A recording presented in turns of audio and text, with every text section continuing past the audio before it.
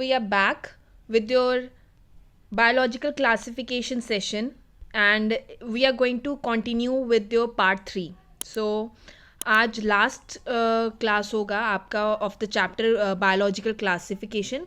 कल से हमने प्लांट किंगडम शुरू करनी है. So let's start. कल हमने अराउंड 42 क्वेश्चंस डिस्कस किए थे. लास्ट क्वेश्चन जो हमारा था वो था कि why food is protected from fungi when stored in refrigerator, और ऑलमोस्ट हमें पता है कि आंसर क्या है. दैट इज़ बी, कि बेसिकली जो फंजाई है उसको मॉइस्ट कंडीशंस चाहिए होती हैं, एंड जो बेसिकली रेफ्रिजरेटर में नहीं मिल पाती है क्योंकि वहाँ पे ड्राई कंडीशन होती है. दैट इज़ वाई हमारा जो भी खाना है वो कभी भी ख़राब नहीं होता है when it is placed in the fridge. Okay, so let's start with the next question. Lichens are symbiotic existence of blue-green algae and fungi. B. Symbiotic existence of rhizobium bacteria in the roots of leguminous plants. C. Coexistence of coral reef with zooxanthellae. D. Existence of mycorrhiza along with leguminous plant. So what is your answer?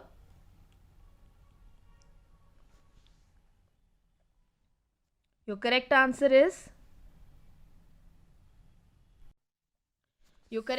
is A. Symbiotic existence of blue-green algae and fungi. अगर हम lichens की बात करते हैं तो lichens क्या है? Lichens basically complex life form है जो बेसिकली म्यूचुअल कॉम्बिनेशन होता है. किसका? म्यूचुअल कॉम्बिनेशन होता है एक 2 सेपरेट ऑर्गेनिजम्स का. ठीक है, लाइकन्स हैं कि एक म्यूचुअल कॉम्बिनेशन होता है 2 separate organism, that is fungus and algae. ठीक है, तभी बोला गया ये सिम्बियोटिक एग्जिस्टेंस है एल्गे और फंगस, मतलब एल्गे और फंगस को मिलाकर तुम्हारा एक लाइकन बनता है. ठीक है, अब जब हम सिम्बियोटिक की बात करें तो सिम्बियोटिक क्या होता है? सिम्बियोटिक बेसिकली तुम्हारा हो गया जैसे जब एक एसोसिएशन होती है 2 ऑर्गेनिजम्स के बीच में. ठीक है, जब भी एसोसिएशन होगी 2 ऑर्गेनिजम्स के बीच में तो उसको कहा जाता है symbiotic organisms. Okay, so this is symbiotic existence होती है ब्लू ग्रीन एल्गे और फंजाई को लाइकन्स कहा जाता है. राइट, अब अगर हम लाइकन्स की बात करें तो लाइकन्स क्या हैं? इनको हम इफ़ यू नो कि ये क्वेश्चन आ सकता है कि ये गुड पोल्यूशन इंडिकेटर्स है. ठीक है, पहली चीज़ इसकी खासियत ये है कि ये गुड पोल्यूशन इंडिकेटर्स हैं. ओके, और बेसिकली अब इनमें जो रिलेशन है, हमने कहा कि इनमें सिम्बियोटिक एग्जिस्टेंस होती है ब्लू ग्रीन एल्गी और फंजाई में. तो बेसिकली क्या होता है, जो एल्गी होता है ना वो हेल्प करता है फंगस को, मतलब ऑब्वियसली सिम्बियोटिक रिलेशन है तो एक कंपेनियन की तरह हेल्प करता है और एक बायोलॉजिकल न्यूट्रिशन प्रोवाइड करता है. क्या प्रोवाइड करता है? बायोलॉजिकल न्यूट्रिशन प्रोवाइड करेगा थ्रू फोटोसिंथेसिस. फाइन. और इन टर्न जो बेसिकली फंगल है, अब जैसे ब्लू ग्रीन एल्गे फंगल को हेल्प कर रहा है कि न्यूट्रिशन प्रोवाइड करे फोटोसिंथेसिस की तरह, वैसे ही फंगल ब्लू ग्रीन एल्गे को कैसे हेल्प करता है? ये हेल्प करता है कि ये मॉइस्चर गैदर कर सके, क्योंकि हमें ऑलरेडी पता है कि जो फंजाई है वो क्या है, उसमें बहुत ज़्यादा मॉइस्ट होते हैं, हमने यही पढ़ा ना.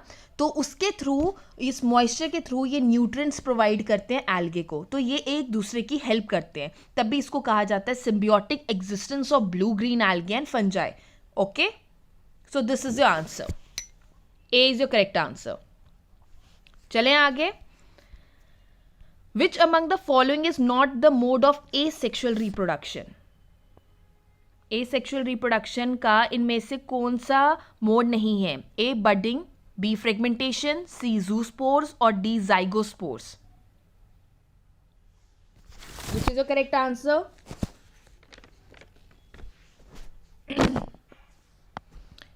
So your correct answer is D. Zygospores. बाकी अगर आप पढ़ेंगे एसेक्सुअल रिप्रोडक्शन और सेक्सुअल रिप्रोडक्शन में तो आपको पता चलेगा ये तीनों जो हैं ये इनका जो मोड है दैट इज एसेक्सुअल। कंपैरेटिवली जो जाइगोस्पोर्स हैं उनका जो मोड होता है दैट इज सेक्सुअल रिप्रोडक्शन होती है। ठीक है,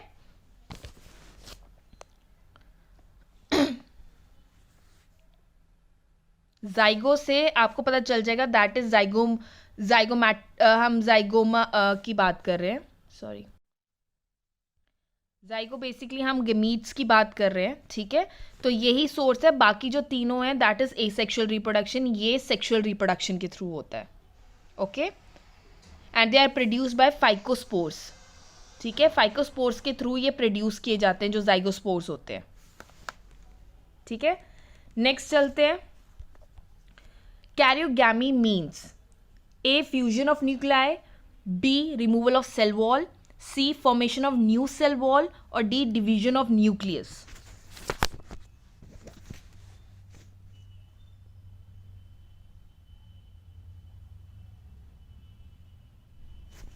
ठीक है, so your correct answer is a fusion of nuclei.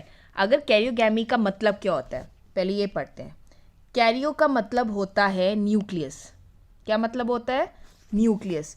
और गैमी का मतलब होता है फ्यूजन, मतलब न्यूक्लियस का फ्यूजन होना। यही हमने पढ़ा और तभी ये आंसर करेक्ट है। ठीक है,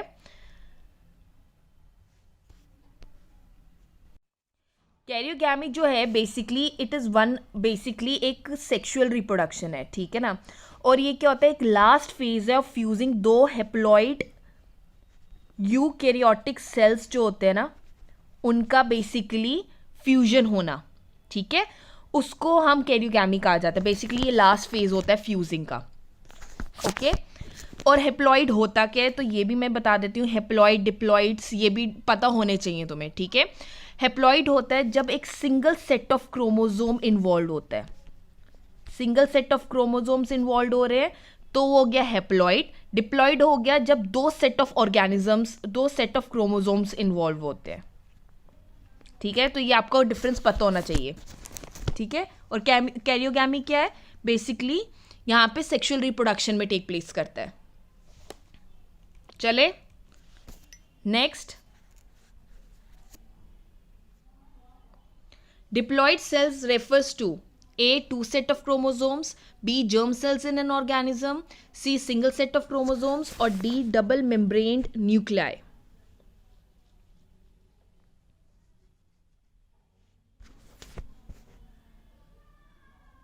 So your correct answer is,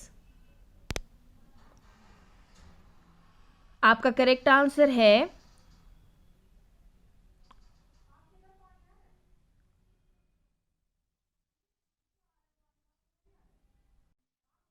A, two set of chromosomes. ठीक है, अब हमने अभी पढ़ा ना ऊपर कि क्या होता है। डिप्लॉइड हो गया, तुम्हारे दो सेट्स होते हैं क्रोमोसोम के, जबकि हेप्लॉइड क्या होता है जब एक सिंगल सेट होता है क्रोमोसोम का। ठीक है, और सिंगल सेट जो हेप्लॉइड सेल्स होते हैं वो सिर्फ हमारा ये भी पूछा जा सकता है कि हेप्लॉइड सेल्स होते कौन से हैं। ठीक है, तो वो कौन से हैं? दैट इज ओनली जो एग और जो स्पर्म होता है that is an haploid cell जिनमें सिंगल सेट ऑफ क्रोमोसोम्स होते हैं। ओके, अदरवाइज बाकी जितने भी हैं वो उनमें हमेशा two set of chromosomes present होते हैं comparatively. Okay, so A is your correct answer. Let's move on. Budding is A, sexual mode of reproduction, B, an asexual mode of reproduction where an outgrowth from the parent split to form the daughter organisms, or an asexual mode of reproduction where the parent organism splits into fragments and then develop into new organism.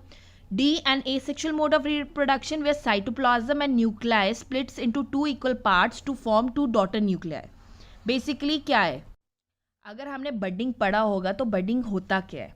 Budding सबसे पहली बात asexual reproduction होता है। ठीक है, अगर हम normal terms पे जाएं, अगर आपको डेफिनेशन पता होगी, फिर हम कंपेयर करते हैं कि इनमें से कौन सा है। देखो एसेक्सुअल है तो पहला तो गलत ही हो जाएगा क्योंकि पहला बोल रहा है कि सेक्सुअल मोड ऑफ रिप्रोडक्शन है, सो दिस इज कैंसल्ड। अब बोल रहा है कि एसेक्सुअल रिप्रोडक्शन है, ये हमें पता है। अब होती कैसे है? इसमें क्या होता है, आउटग्रोथ कहाँ से होती है? इसमें क्या होता है, जो पेरेंट है ना वो स्प्लिट कर जाता है to form the daughter organisms, ठीक है, स्प्लिट करता है कि वो डॉटर ऑर्गेनिज्म फॉर्म कर सके। तो अगर हम नॉर्मल डेफिनेशन पे जाएं तो क्या बन रहा है? एसेक्सुअल मोड ऑफ रिडक्शन कह रहा है, आउटग्रोथ होती है, पेरेंट स्प्लिट करता है टू फॉर्म डॉटर ऑर्गेनिज्म। तो आई थिंक बी मैच कर रहा है। सी देख लेते हैं, सी देख लेते हैं। Asexual mode of reproduction with the parent organism split into fragments, fragments में तो स्प्लिट नहीं कर रहा, ठीक है। दूसरा वाले बोला साइटोप्लाज्म और न्यूक्लियाई स्प्लिट, तो ये भी नहीं हो रहा, तो B is your correct answer, ठीक है। तो बडिंग क्या होता है? एक एक्सेक्सुअल मोड ऑफ रिप्रोडक्शन है जहां पे पेरेंट स्प्लिट करता है कि वो डॉटर ऑर्गेनिज्म फॉर्म कर सके। Okay, let's move on to the next question. Rhizopus belongs to A phycomycetes, B ascomycetes, basidiomycetes या ड्यूट्रोमाइसीड्स। राइजोपस किसको बिलोंग करता है?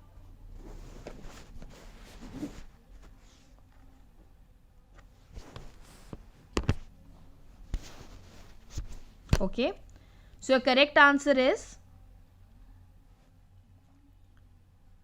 A, फाइकोमाइसीड्स। जो राइसोपस होते हैं ना बेसिकली ये फंजाई किंगडम को बिलोंग करते हैं। किस किंगडम को बिलोंग करते हैं? पहली बात ये पता होनी चाहिए, जो राइसोपस होते हैं, ठीक है। और ये बिलोंग करते हैं टू द जाइगोमाइसीड्स, ठीक है, सॉरी फाइकोमाइसीड्स। और इनको क्या बोला जाता है? इनको ब्रेड मोल्ड भी कहा जाता है। क्या बोला जाता है? ब्रेड मोल्ड भी बोला जाता है राइजोपस को। फाइन, ये पता होना चाहिए।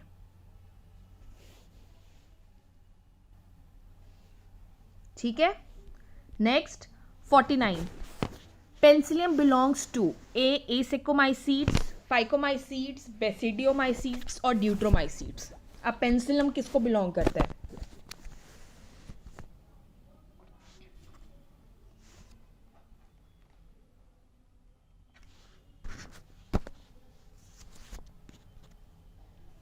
अब मैंने ये तुम्हें बता ही दिया है कि वैसे ये फंजाई किंगडम को ही बिलोंग करते हैं। तो अगर पेंसिलम किसको बिलोंग करता है? जैसे राइजोपस की हमने बात की, तो पेंसिलम बिलोंग करता है ए एस्कोमाइसीड्स को, ठीक है।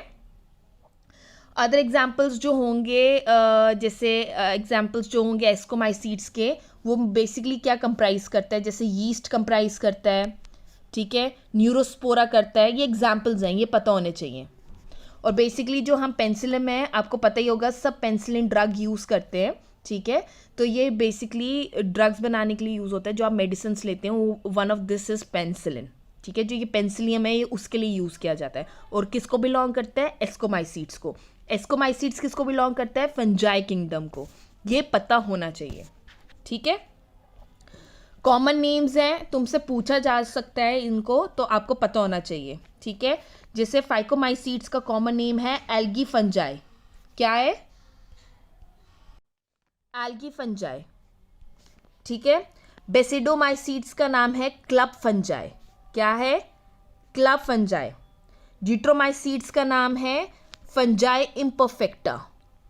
प्लीज नोट डाउन समवेयर, क्योंकि ये इंपॉर्टेंट है, तुम्हें पूछा जा सकता है कि फंजाई इम्परफेक्टा का दूसरा नाम क्या है, तो यू शुड नो इट। ये सारे डिफरेंट टाइप्स ऑफ फंजाई हैं। और जो एस्कोमाइसीड्स को दूसरा नाम भी बोला जा सकता है सैक फंजाई। शायद तुम्हें यही अगली बार ऑप्शंस दिए हो, okay. So you should know the names. Fine, इसका करेक्ट आंसर पेंसिलियम बिलोंग किसको करता है? एस्कोमाइसीड्स को। Let's move on to the next question. Pucina is also called as mustard fungi, rust fungi, bracket fungi और bread mold। क्या बोला जाता है प्यूकिना को? Puccinia is correct answer is B, rust fungi, ठीक है। जो प्यूकिना है उसको रस्ट फंजाई भी कहा जाता है। और ये एग्जाम्पल है बेसिडोमाइसीड्स का। फाइन। जो एल्ब्यूगो है उसको मस्टर्ड फंजाई बोला जाता है। और ये एग्जाम्पल है फाइकोमाइसीड्स का, ठीक है। और राइजोपस का मैंने तुम्हें ऑलरेडी बताया था, ब्रेड मोल्ड बोला जाता है उसको। और ये किसको बिलोंग करता है? ये भी फाइकोमाइसीड्स को बिलोंग करता है। फाइन, चलें आगे. Next, scientific name of common mushroom is A albugo, B agaricus bisporus, C stolonifer और D mucida. Scientific name common mushroom का क्या है?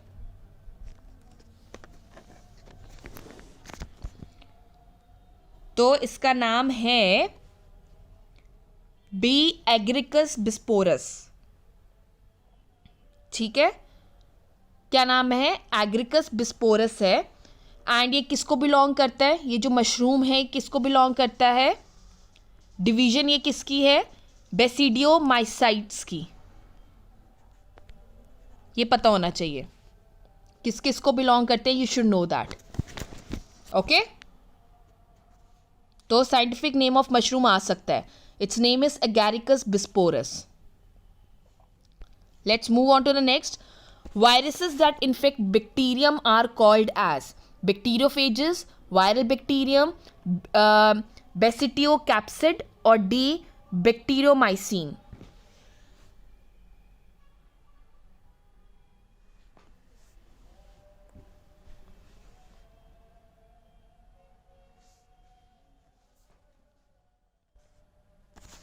So your correct answer is A bacteriophages. जो वायरसेस बैक्टीरिया को अटैक करते हैं या जो वायरसेस इन्वेड करते हैं और इन्फेक्ट करते हैं बैक्टीरियल सेल्स को, ठीक है, तो उनको क्या बोला जाता है? बैक्टीरियोफेजेस कहा जाता है. और ये क्या कंटेन करते हैं? DNA as a genetic material. क्या कंटेन करते हैं? DNA as a genetic material. Fine. Next, viruses that infect plants. जो इन्फेक्ट करते हैं प्लांट को, उनमें सिंगल स्ट्रैंडेड आरएनए होता है, डबल स्ट्रैंडेड आरएनए होता है, सिंगल स्ट्रैंडेड डीएनए होता है या डबल स्ट्रैंडेड डीएनए होता है? आपको बताना है. आई होप आपको आरएनए और डीएनए की फुल फॉर्म्स पता होनी चाहिए. It's deoxy ribonucleic acid.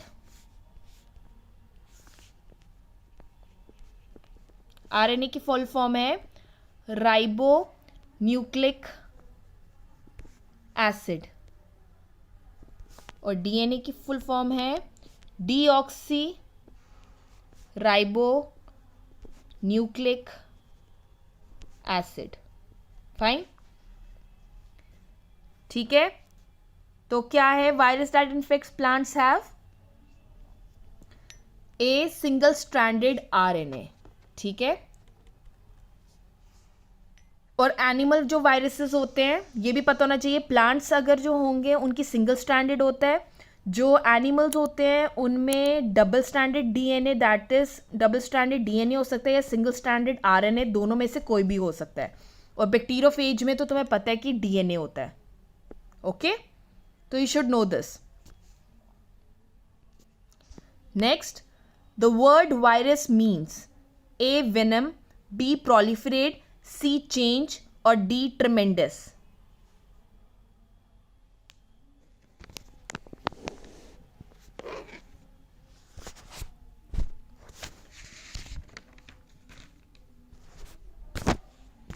So your correct answer is A venom कहा जाता है. ठीक है,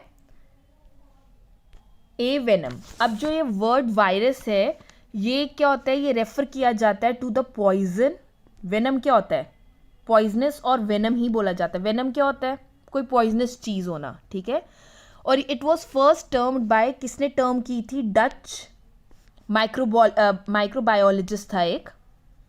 ठीक है, जिसने ये नाम दिया था. ठीक है, उसका नाम क्या था?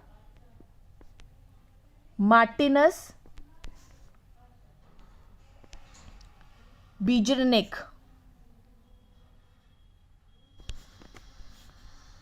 ठीक है, ये पहला नाम किसने दिया था? दोबारा लिख रही हूं, मार्टिनस बीजरनिक. ठीक है, in the 20th century. Okay, फिर एक इवान विस्की था जिसने डिस्कवर किया था virus for the first time. ठीक है, नाम किसने दिया था? इसने. और डिस्कवर किसने किया था? डिस्कवर किया था इवान विस्की.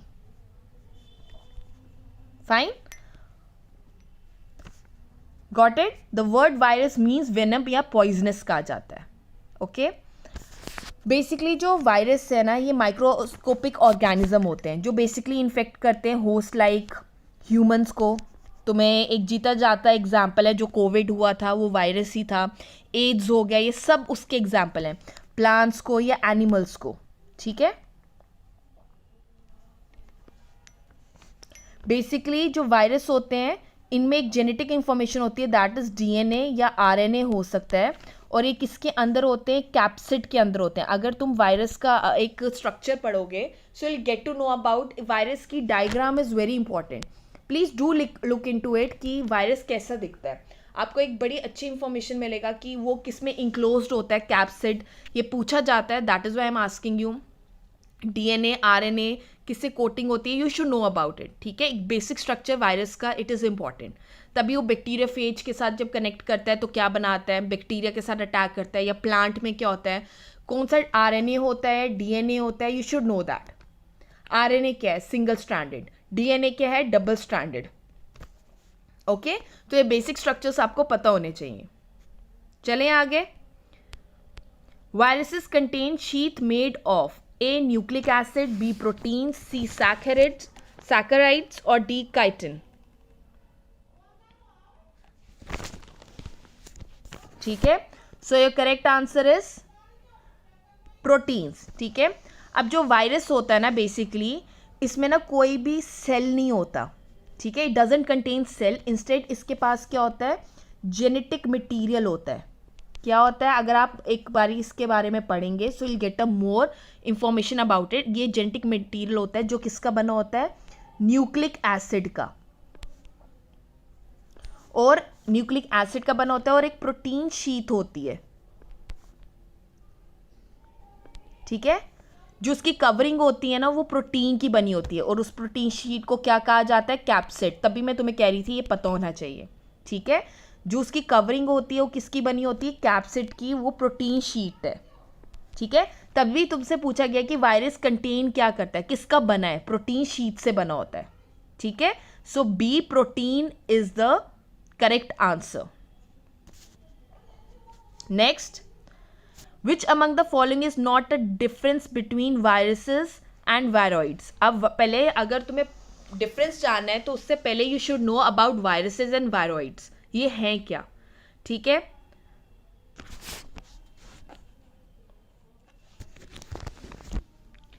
देखो, वो बोल रहे हैं कि वायरस कंटेन करता है डीएनए, वेयर एज वायरॉइड्स के डीएनए नहीं होता. पहली चीज़ ये. वायरस कंटेन करता है प्रोटीन कोट. ठीक है, वायरस कंटेन करता है डीएनए, ये हमें पता है. ठीक है, whereas viroids don't contain DNA, ऐसा नहीं है. ठीक है, जो वायरसेस होते हैं उसमें डीएनए आरएनए दोनों होता है. हम अकॉर्डिंग टू क्वेश्चन चलते हैं. ठीक है, इसमें डीएनए आरएनए दोनों होता है, जबकि वायरॉइड्स में डीएनए नहीं होता, उसमें आरएनए होता है. It has a single stranded RNA. ठीक है, तो पहला तो गलत हो गया, तो ये तो मैच नहीं कर रहा. दूसरा, आगे भी पढ़ लेते हैं. Viruses contain protein coat. हाँ, अभी हमने पढ़ा कि प्रोटीन कोटिंग होती है जिसको कैप्सिड कहा जाता है, और वायरॉइड्स के पास कोई प्रोटीन कोटिंग नहीं होती है. This is correct. Viruses contain RNA. हाँ, आरएनए तो है ही है. Whereas viroids don't contain RNA, ऐसा नहीं है. ठीक है, फाइन. बेसिकली उसमें तो आरएनए होता है, हमने अभी अभी पढ़ा. Last, viruses are found in bacteria, animal and plants, but viroids only in plants. This is true. Viroids सिर्फ प्लांट्स में पाए जाते हैं, जबकि जो वायरस है बैक्टीरिया, एनिमल, प्लांट्स, ह्यूमन सब में पाया जाता है. ठीक है, सो A is your correct answer. उन्होंने कहा था कि आप वो बताइए which is not a difference between this. अब इनमें से कौन सा डिफरेंस नहीं है? ऑब्वियसली जो वायरॉइड्स होते हैं उनमें आरएनए होता है, ना कि DNA. So this is the not a difference. Fine. और वायरसेस में डीएनए आरएनए दोनों होते हैं. So A is your correct answer. ठीक है, नेक्स्ट चलें. Who discovered viroids. वायरॉइड्स किसने डिस्कवर किया था?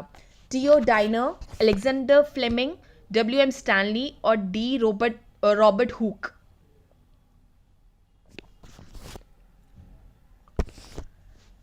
तो बेसिकली डाइनर ने डिस्कवर किया था वायरॉइड्स इन 1971 में. कब? 1971 में. उसने देखा कि बेसिकली उसको पता चला कि इवन वायरस से भी एक स्मॉलर चीज़ प्रेजेंट है, दैट वाज वायरॉइड्स. ठीक है, और ये मेन कॉज हैं क्या कॉज करने के लिए? Potato spindle tuber disease. This is your homework for today. आपने जाके देखना है. अगर आप पोटैटो देखोगे ना, उस पर कभी आपको वो ब्लैक कलर के स्पॉट्स दिखने शुरू हो जाएंगे, या आपको कुछ उभरी हुई चीज़ दिखती है जो स्पॉट्स होते हैं और उस पर दाने दाने दाने बने होंगे. जस्ट फॉर टुडे गूगल पे जाके इसको सर्च कीजिए कि पोटैटो स्पिंडल ट्यूबर कैसे दिखता है. ठीक है, you should know about it. Okay, so A is your correct answer. Next, which among the following is odd? A. mumps, smallpox, influenza या potato spindle tuber disease. ठीक है, सिंपल है example. Mums, small pox और influenza ये सारे virus की वजह से होते हैं, जबकि पोटैटो स्पिंडल ट्यूबर डिजीज हमने अभी पढ़ा कि किसकी वजह से होता है? वायरॉइड्स की वजह से. ओके ओके, चले next. D is your correct answer. Odd one is potato spindle tuber disease. A stand for acquired immunodeficiency syndrome, B acquired immunodisease syndrome, C all India disease syndrome, or D added institute for development and sciences.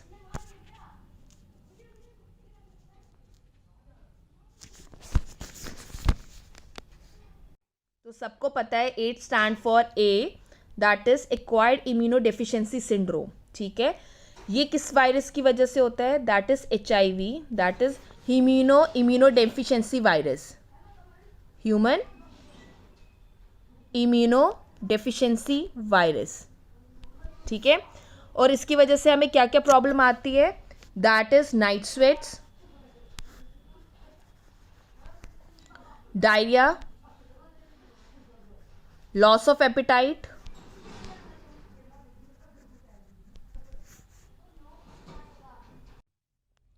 the fungal portion in lichen is known as.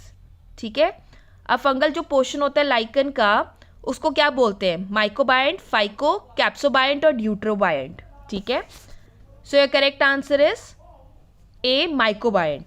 अब तुम्हें पता है कि जो lichen है वो algae और fungal के से जुड़ के बनता है. फाइन, तो जो एल्गे पार्ट है उसको फाइकोबायंट कहा जाता है और फंगल पार्ट को कहा जाता है mycobiont.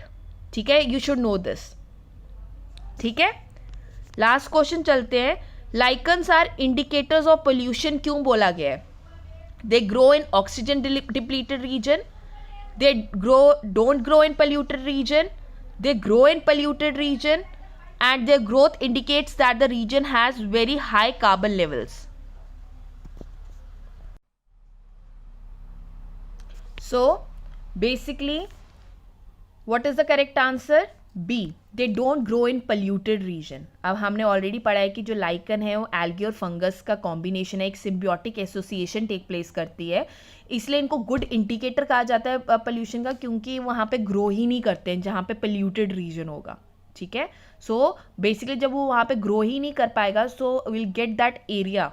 Okay, so indication of pollution के लिए this is a best thing, that is lichen.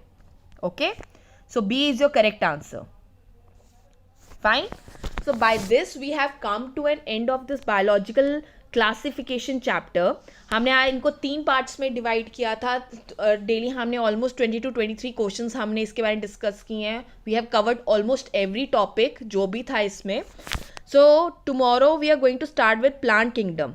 Okay, and I want कि please you should have a knowledge about the plant kingdom so that हमें easy हो जाए. ठीक है, will discuss, एक brief में आपको दूंगी, then will discuss the questions related to that.